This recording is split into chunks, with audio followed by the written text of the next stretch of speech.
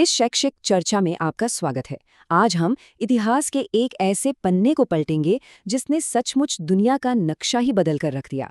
हम बात कर रहे हैं 7वीं शताब्दी में अरब प्रायद्वीप में इस्लाम के उदय की। देखिए, ये सिर्फ किसी एक धर्म की शुरुआत भर नहीं थी, बल्कि ये तो एक ऐसी अभूतपूर्व सामाजिक और राजनीतिक क्रांति थी जिसका असर आज भी महसूस किया जा सकता है। चलिए शुरू करते हैं। आज का हमारा सफर कुछ इस तरह रहेगा। हम शुरुआत करेंगे इस्लाम से पहले के अरब समाज से, फिर बात करेंगे हज़रत मोहम्मद और कुरान के अवतरण की। उसके बाद हम मक्का से हिजरत, इस्लामी राज्य की स्थापना, इस्लाम के 5 स्तंभ और आखिर में इस पूरे युग की एक स्थायी विरासत को समझेंगे। तो चलिए सबसे पहले चलते हैं हमारे पहले पड़ाव पर, 7वीं शताब्दी का पूर्व इस्लामी अरब समाज। ऐतिहासिक स्रोतों में इस युग को जाहिलिया कहा गया है, यानी अज्ञान का युग। अब ये बात थोड़ी अजीब लग सकती है, क्योंकि उस वक्त अरबी कविता तो अपने चरम पर थी। लेकिन अगर हम समाज की बात करें तो वो गंभीर असमानताओं और पूरी तरह से अव्यवस्था का शिकार था। कोई एक केंद्रीय सरकार या शासन नहीं था। लोगों की वफादारी बस अपने अपने कबीले तक ही सीमित थी। उस समय की असलियत समझना हमारे लिए बहुत जरूरी है। जरा सोचिए, कबीलों के बीच खूनी संघर्ष आम बात थी। महिलाओं की स्थिति बेहद दयनीय थी। उन्हें संपत्ति की तरह देखा जाता था और नवजात बच्चियों को जिंदा दफनाने जैसी क्रूर प्रथाएं तक मौजूद थीं। वहीं मक्का का काबा व्यापार और सैकड़ों मूर्तियों का एक बड़ा केंद्र था। और इसी वजह से जो अमीर तबका था उसने आर्थिक शोषण का एक बहुत ही मजबूत तंत्र बना लिया था। अब आते हैं हमारे दूसरे हिस्से पर, हज़रत मोहम्मद और कुरान के अवतरण की शुरुआत। यहाँ एक बहुत ही दिलचस्प बात है। किसी भी तरह के धार्मिक आंदोलन के शुरू होने से बहुत पहले ही हज़रत मोहम्मद ने अपनी गहरी ईमानदारी से एक अलग पहचान बना ली थी। उनका जन्म 570 ईस्वी में हुआ था। बचपन में ही अनाथ होने और इतनी मुश्किलों के बावजूद वो इतने सच्चे थे कि उस खंडित समाज ने उन्हें अल अमीन यानी विश्वसनीय की उपाधि दे दी थी। अब मक्का के उस अराजक और भौतिकवादी माहौल और हज़रत मोहम्मद के स्वभाव में एक बहुत बड़ा विरोधाभास था। समाज में फैली इन बुराइयों से वो बहुत परेशान रहते थे। इसीलिए अक्सर वो मक्का की भीड़-भाड़ से दूर हीरा नाम की एक गुफा के शांत एकांत में चले जाते थे। और सच कहें तो उनके इसी गहरे चिंतन ने आगे चलकर इतिहास को पूरी तरह से मोड़ दिया। जब वो 40 वर्ष के हुए तब एक बेहद अहम घटना घटी। ऐतिहासिक स्रोतों के मुताबिक उन्हें फरिश्ते जिब्रील के जरिए पहला संदेश मिला। लेकिन ध्यान देने वाली बात यह है कि ये सब कोई एक दिन का चमत्कार नहीं था। ये पूरी प्रक्रिया 23 सालों तक चली। इन 23 वर्षों के दौरान कुरान के संदेश धीरे धीरे अवतरित हुए, जिन्होंने आगे चलकर धर्म और मानवता का एक नया ढांचा तैयार किया। अब जाहिर है, इन शुरुआती शिक्षाओं ने मक्का के कुलीन वर्ग के लिए एक सीधा खतरा पैदा कर दिया, आध्यात्मिक रूप से भी और आर्थिक रूप से भी। सिर्फ एक ईश्वर की उपासना करने और मूर्ति पूजा को छोड़ने के संदेश ने उनके पूरे व्यापारिक मॉडल पर सीधा प्रहार किया। साथ ही जब समाज में समानता और गरीबों की रक्षा की बात उठी तो सदियों से चला आ रहा ऊंच नीच का पूरा सिस्टम ही हिल गया। और इसी टकराव ने जन्म दिया हमारे तीसरे खंड को, संघर्ष और हिजरत।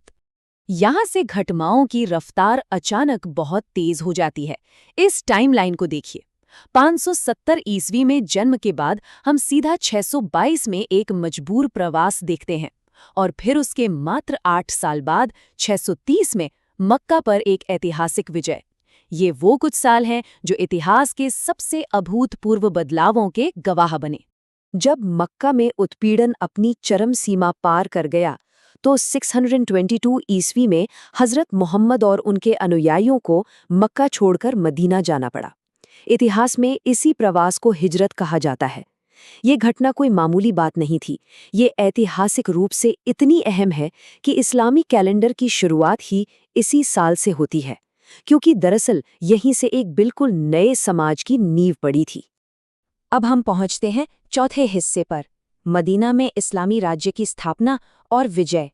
मदीना जाकर सिर्फ जान ही नहीं बचाई गई, बल्कि वो एक नए प्रशासन का केंद्र बन गया। यहाँ एक बिल्कुल नया और पूरी तरह से संरचित समाज खड़ा किया गया। मदीना का संविधान या कहें मदीना चार्टर तैयार किया गया।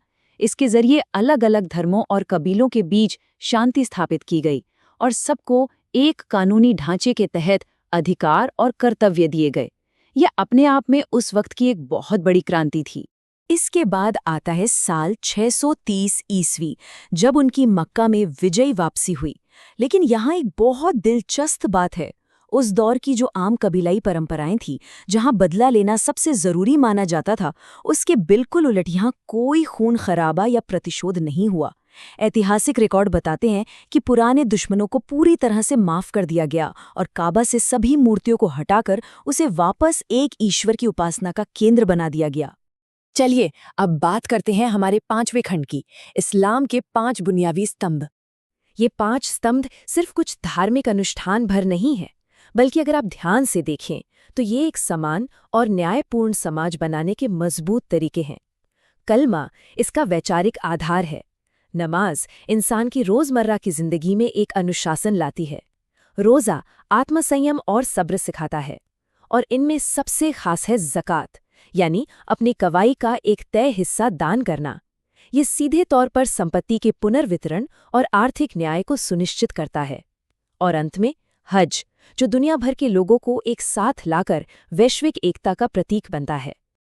अब हम अपनी चर्चा के अंतिम और छठे खंड पर आ गए हैं, विरासत और इसका स्थायी प्रभाव। साल 632 ईस्वी में मदीना में पैगंबर मोहम्मद का निधन हो गया, पर वो अपने पीछे जो समाज छोड़ गए थे, वो उन पुराने जाहिलिया के दिनों से एकदम अलग, पूरी तरह से बदल चुका था। हालांकि उनके जाने के तुरंत बाद इस नए और एकजुट समुदाय के सामने एक बहुत ही बड़ा ऐतिहासिक सवाल खड़ा हो गया कि अब इनका नेतृत्व कौन करेगा। और इसी उत्तराधिकार को लेकर मुख्य रूप से 2 ऐतिहासिक दृष्टिकोण सामने आए। एक समूह का मानना था कि समुदाय के नेता का चुनाव योग्यता और आम सहमति के आधार पर होना चाहिए। ये लोग बाद में सुन्नी कहलाए। वहीं दूसरे समूह का ये दृढ़ विश्वास था कि नेतृत्व पैगंबर के ही परिवार के भीतर रहना चाहिए, जिन्हें शिया कहा गया। इसी वैचारिक अंतर ने आगे चलकर इस्लामी इतिहास में एक बड़े विभाजन की नींव रखी। लेकिन देखिए, इस राजनीतिक इतिहास के समानांतर एक बहुत गहरा आध्यात्मिक पहलू भी चल रहा था, जिसे सूफी संतों ने आगे बढ़ाया। उन्होंने अपना पूरा ध्यान प्रेम, शांति और रहस्यवाद पर लगाया।